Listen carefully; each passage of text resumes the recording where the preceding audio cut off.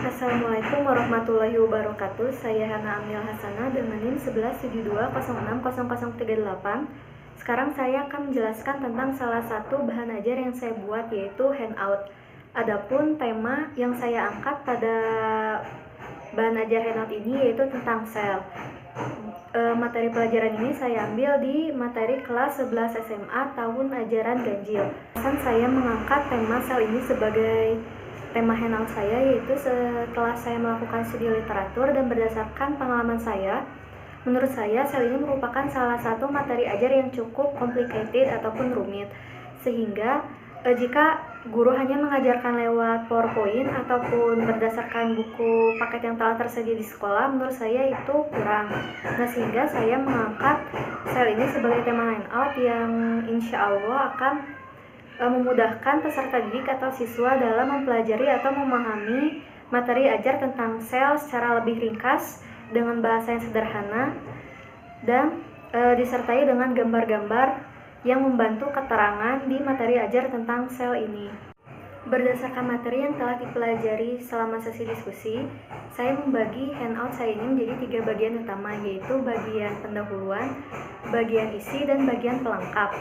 Di bagian pendahuluan ini, sebagaimana yang tertera pada handout saya diletakkan di samping, di bagian awalnya saya menyertakan identitas handout yang berisikan tentang materi ajarnya tentang apa, akan dilaksanakan di kelas apa, lalu keterangan jam pelajarannya atau alokasi waktu dan yang lain sebagainya. Lalu di bagian tengahnya saya menyertakan kata pengantar kenapa peserta didik atau siswa ini memerlukan handout tentang bahan ajar sel. Lalu yang selanjutnya yaitu tentang petunjuk penggunaan sel. Nah, pada bagian tujuan atau capaian yang hendak dicapai oleh peserta didik atau siswa, saya mengambil dari Permendikbud nomor 37 tahun 2018 tentang KIKD, sehingga susunannya ini berdasarkan kurikulum yang telah dibuat oleh pemerintah yang diturunkan dari kompetensi dasar menjadi indikator yang terbagi dalam 3 pertemuan. Dalam bagian pendahuluan juga saya menyertakan tentang peta konsep sel. Nah, pembuatan peta konsep ini saya maksudkan agar siswa tersebut dapat lebih terfokus ataupun terarah dalam mempelajari tentang materi sel ini, sehingga mereka akan mengetahui tentang cakupan-cakupan apa saja yang akan mereka pelajari tentang materi sel di pembelajaran kedepannya. Yang selanjutnya ialah bagian isi dari handout saya. Nah, di dalam bagian isi ini berisikan tentang cakupan-cakupan materi yang akan mereka pelajari di materi tentang sel. Nah, secara garis besarnya telah mereka temui di peta konsep dari judul-judul dan juga subjudulnya. Nah, adapun urutan dari materi ini saya urutkan berdasarkan dari tingkat kemudahan sampai dari tingkat yang paling sulit ataupun rumit. Nah, dari yang awal saya memilih tentang definisi sel. Nah, sehingga dari definisi sel ini mereka dapat mengetahui tentang gambaran umum seperti pengertian apa itu bentuk sel itu yang seperti apa. Lanjut ke teori tentang sel sampai ke hal yang paling rumit dalam sel, yaitu reproduksi sel. Nah, hal tersebut dimaksudkan agar siswa dapat mengerti sedikit demi sedikit atau perlahan demi perlahan tentang materi sel ini.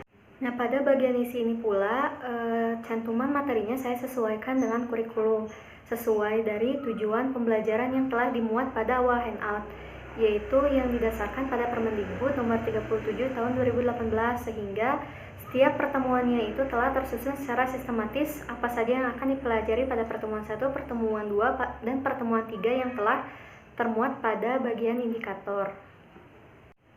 Sedangkan pada bagian yang ketiga, yaitu bagian pelengkap, saya sertakan juga pada handout ini seperti ilustrasi dan contoh-contoh dari uraian materi yang telah disebutkan.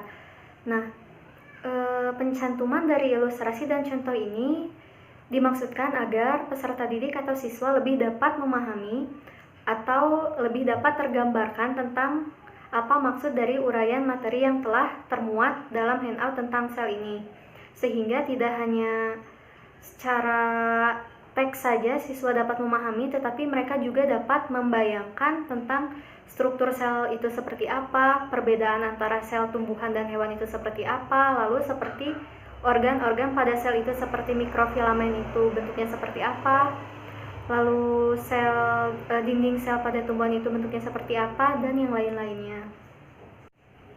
Bagian pelengkap lainnya yaitu adanya latihan-latihan soal. Nah, saya menyertakan di handout saya yaitu tentang uji kompetensi. Nah, bagian ini disimpan setelah pemaparan materi-materi tentang sel. Nah, uji kompetensi ini dimaksudkan untuk mengetahui seberapa besar kompetensi siswa atau kemampuan siswa terhadap pemahaman mereka dalam memahami materi tentang sel ini. Sehingga bagian uji kompetensi ini merupakan bagian yang cukup penting dari adanya sebuah handout. Bagian pelengkap yang terakhir yaitu adanya daftar rujukan ataupun daftar pustaka.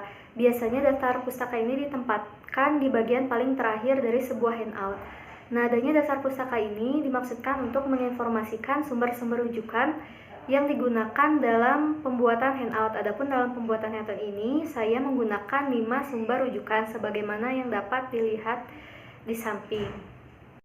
Dalam pembuatan handout tentang materi sel ini, tidak lupa juga saya memperhatikan tentang aspek penampilan ataupun visualnya. Sehingga dalam isinya saya menggunakan berbagai macam warna. Nah, hal tersebut dimaksudkan agar pandangan siswa tidak lelah atau tidak bosan dengan warna yang itu-itu saja seperti hitam ataupun putih, sehingga saya memasukkan berbagai macam warna sehingga dapat meningkatkan motivasi siswa dalam belajar juga. Dalam handout ini juga saya menggunakan bahasa yang sederhana ataupun mudah dan isiannya yang ringkas tetapi tetap sistematis dan juga tetap mencakup maksud dari pemaparan terhadap suatu konsep tentang sel. Sekian penjelasan tentang handout dengan materi sel yang saya buat. Mohon maaf apabila banyak kesalahan. Ditutup saja dengan doa Robbana atina fid dunya hasanah wa fil akhirati hasanah wa qina adzabannar. Wassalamualaikum warahmatullahi wabarakatuh.